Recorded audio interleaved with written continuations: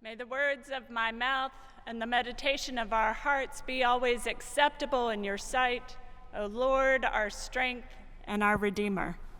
Amen. Apparently, God wanted us to hear the reminder to wash our hands again. As Winnie said earlier, there's so much richness in this text, in our text for today. And I have had the joy and pleasure of wrestling with them. And here's my offering, and I hope you will continue wrestling with them as well. So I am on Facebook, and one of the Facebook groups that I follow is a group called Running Motivation. It's a really great group. It has people of all ages, all abilities, all shapes and sizes. It has folks from ultra marathoners who run crazy long distances to beginner walkers who are just getting out and starting to walk around and move their bodies some. It's a fantastic group, and people post on not only their successes and achievements, but they also post on their struggles, where they are struggling. It's been 3 weeks now, and I haven't found the motivation to get out the door. What's fantastic about this group, I love it, is that it is a very positive group. All the responses are words of encouragement, words of cheer for successes, coming alongside and saying, I've been there when you can't get out the door and can't get running for 3 weeks. I've been there. It's okay. You can come back out when you're ready. It is a fantastically kind and positive group. Recently, there has been a post from a man whose cousin would like to start getting out and working, getting out of his house and challenging himself to walk. He has mainly been confined to his house. He struggles with balance and with stability, and so he's a little fearful when he's walking. But his cousin has decided to come alongside him. His cousin works out a lot, has decided to come alongside him and join him in this challenge. And he posts pictures of them starting to walk, and he's playing crazy 80s rock music, and they're kind of dancing and laughing and having fun as they're walking. And it's a really joyful thing to watch. And they celebrated when he got out of the house and got down to the driveway and went back. And they have celebrated each step on his journey. He is now able to walk a half a mile. And so the group, the Running Motivation group, said, hey, how can we support, the guy's name is Kevin, how can we support Kevin in his challenge for himself? And there was the recognition that Kevin needed a really good pair of shoes.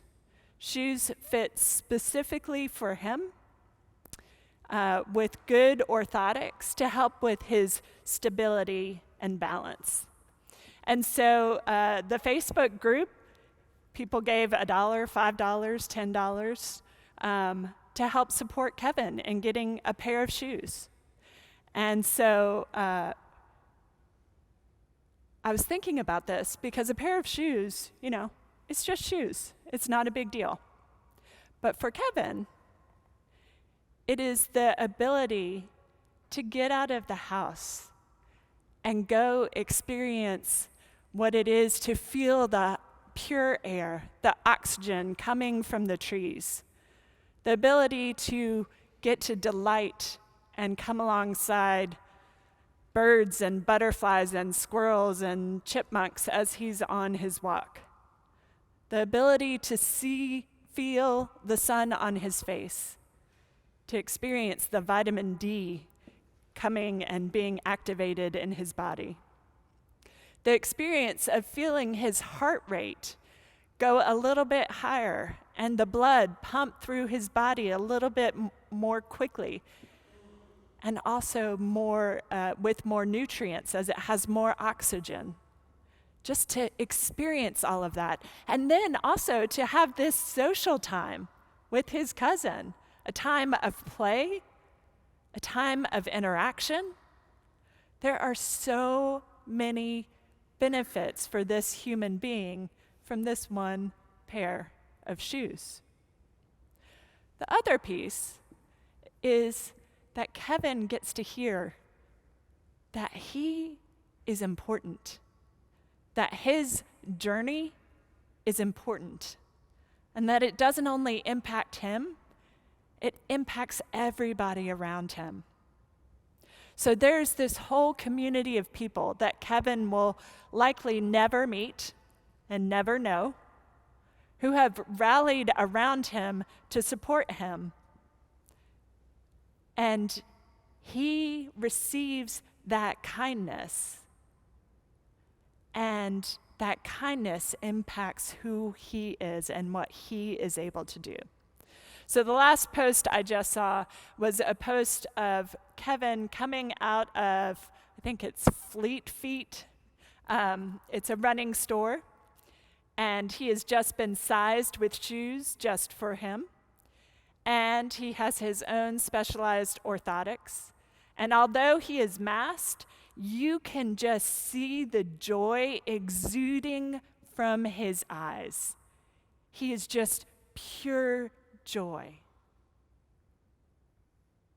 That, my friends, is the power of kindness. So you're getting to know all of my technology today. Another thing that I follow is a podcast called 10% Happier.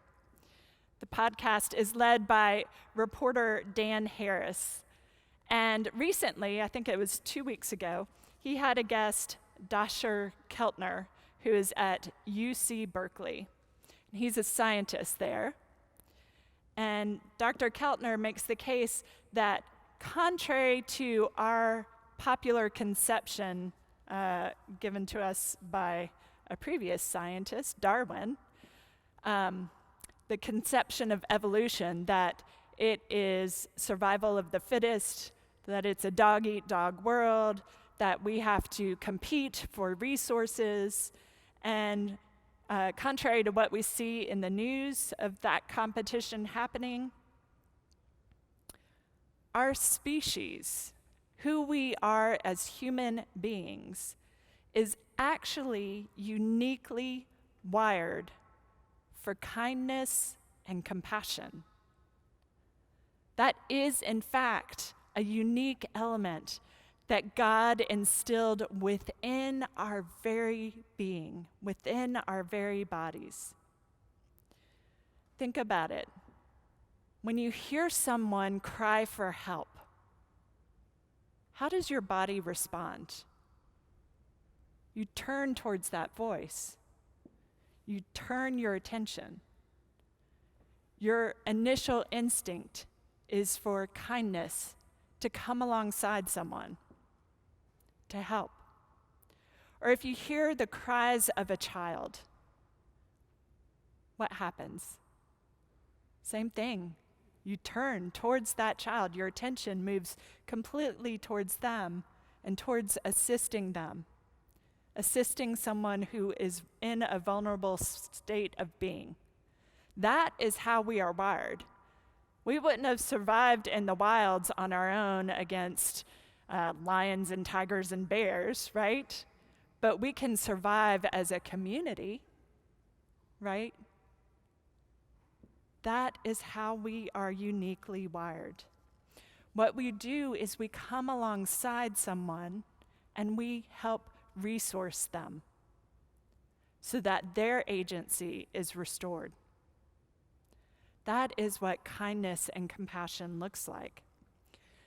The other interesting piece about this scientist that he shared is that when we flex our muscle of kindness, when we act with kindness towards another, it has a huge impact far beyond that original interaction. So you are kind to someone else. That person receives the kindness. And guess what happens? That muscle is strengthened in both giver and receiver. And the likelihood of another interaction of kindness is greatly amplified for both people. So the impact of that one act of kindness goes far beyond that one person or those two people in that interaction. It actually stretches out to the whole community. It's fascinating stuff. Now, why am I talking on and on and on about kindness and compassion? Let's get to the gospel. So here we have Jesus. And there's this shocking interaction with the Syrophoenician woman. We have just finished a series for the past 5 weeks. I think 4 out of the past 5 Gospels have been all about bread and feeding. He has been feeding and feeding and feeding people, and feeding with abundance and generosity. And here we have this woman who comes and asks for her daughter to be healed. And he says that he is not taking the bread away from the children and giving it to the dogs. What? What are you doing, Jesus? What are you doing, Jesus? We've just talked about bread, and you've given it abundantly, and yet you're talking about withholding it from this person? But the Syrophoenician woman, I would imagine, stands with great grace. And she responds, even the dogs need bread. This is an extraordinary moment where this woman has incredible faith and gets to see the potential of Jesus' ministry.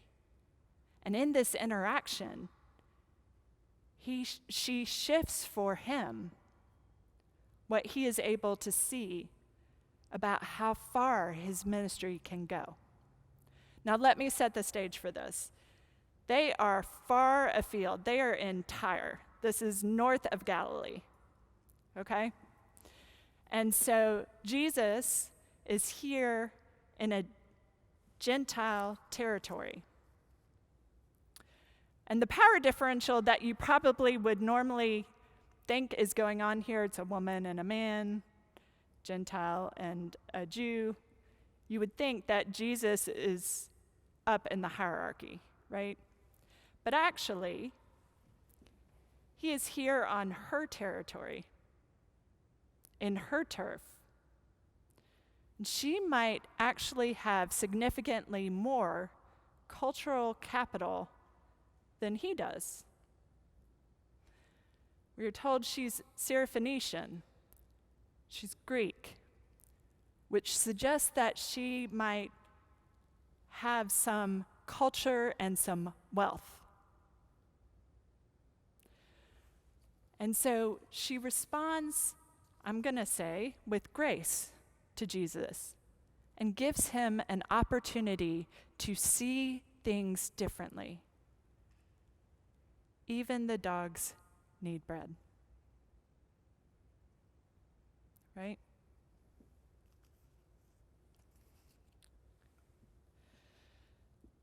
There's a lot that we don't know about this interaction.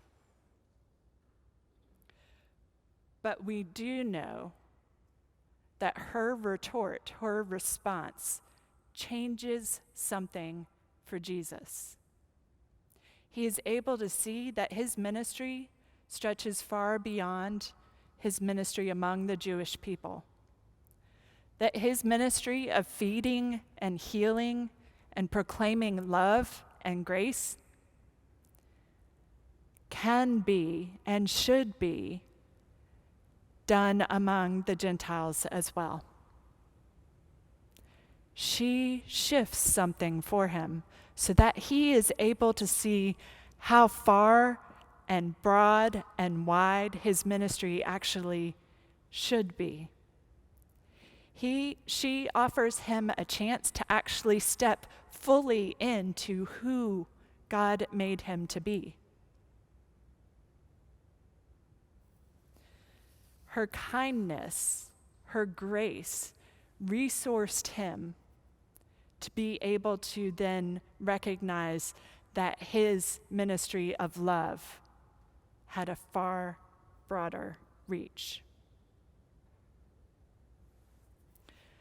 This woman of faith, in her interaction with God, responded with kindness to the God of kindness, calling him to even greater kindness and love.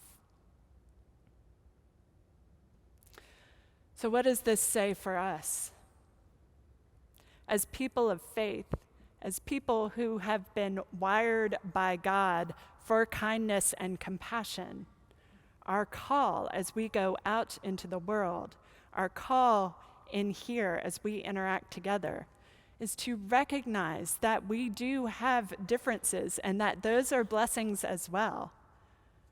But the way we connect with one another, the way we resource one another, the way we step more fully into who we were created to be, is by practicing kindness and compassion. That is the heart of God's people. That is the heart of God. Amen.